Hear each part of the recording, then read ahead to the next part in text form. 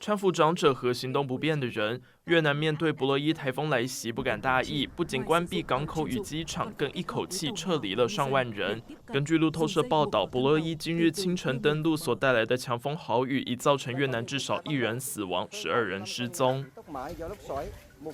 布洛伊台风上周才在菲律宾造成11人死亡，而先前花加沙台风也重创台湾、香港和菲律宾。教宗良14世28日主持弥撒时，特别为受灾的民众和救灾人员祈福。In questi giorni un tifone di eccezionale forza si è abbattuto su diversi territori asiatici, in particolare le Filippine, l'isola di Taiwan, la città di Hong Kong, la regione di Guangdong in Vietnam.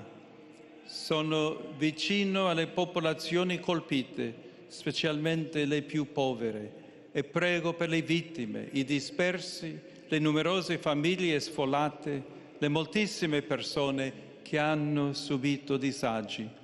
e anche per i soccorritori e le autorità civili. 而根据气象预报指出，布洛伊台风所带来的降雨将在越南持续至10月1日。河内当局紧急疏散中部及北部省份的民众，避免豪雨可能带来的洪灾和土石流，对民众造成不可挽回的悲剧。中央社王浩田报道。